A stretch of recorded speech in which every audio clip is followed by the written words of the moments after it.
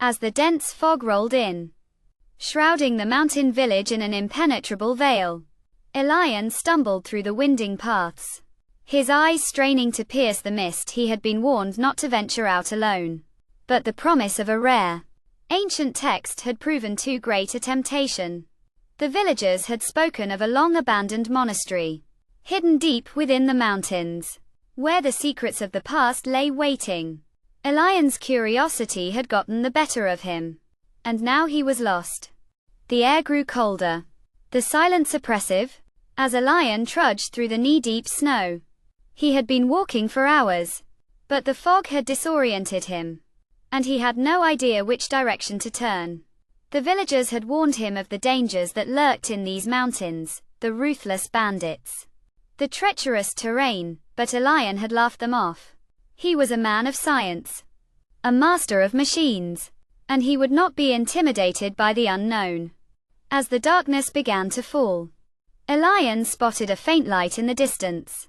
He stumbled towards it, his legs aching, his body numb with cold.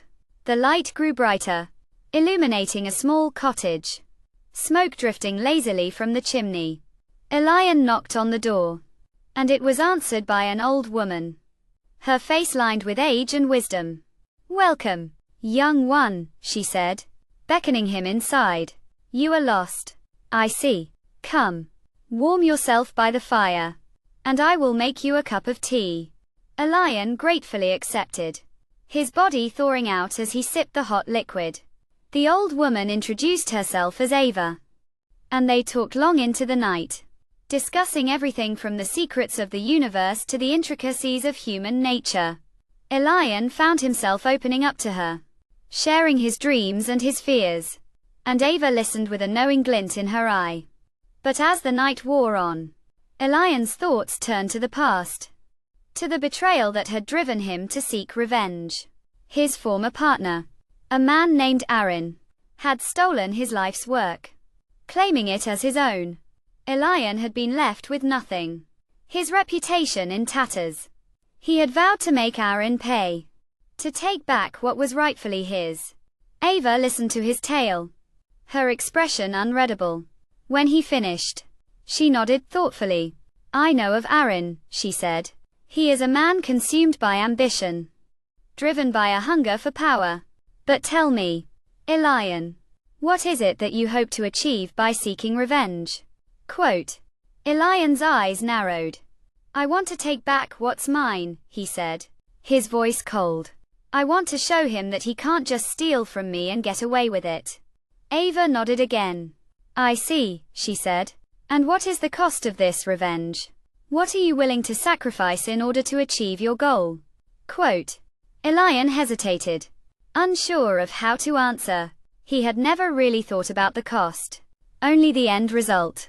But as he looked into Ava's eyes, he saw something there that gave him pause.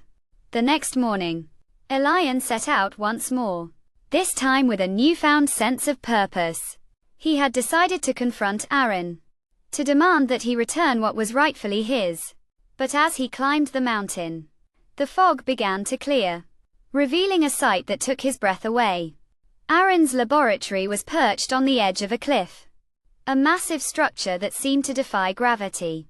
Elian approached cautiously, his heart pounding in his chest. He burst through the door, ready to confront his enemy. But what he found was not what he had expected. Aaron was standing at a workbench, surrounded by strange machines and contraptions. He looked up as Elian entered, a look of surprise on his face. "Elian," he said, his voice cautious, "I've been expecting you." Elian's eyes narrowed. "You've been expecting me?" he repeated. "Why?" Quote. Aaron sighed. "Because I knew you would come," he said. "I knew you would want to confront me, to demand that I return what's yours. But the truth is, Elian, I didn't steal from you. I built upon your work, took it to new heights. And I did it all to save the village, to protect the people we care about." Elian's eyes widened as the truth dawned on him. He had been wrong all along, blinded by his own ambition and desire for revenge.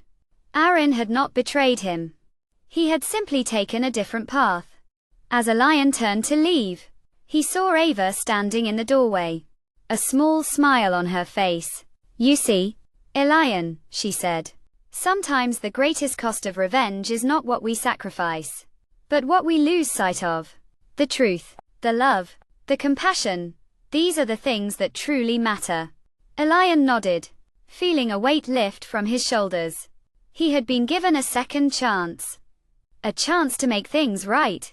And as he walked away from the laboratory, he knew that he would never forget the lesson he had learned in the mountains, that sometimes the greatest revenge is forgiveness.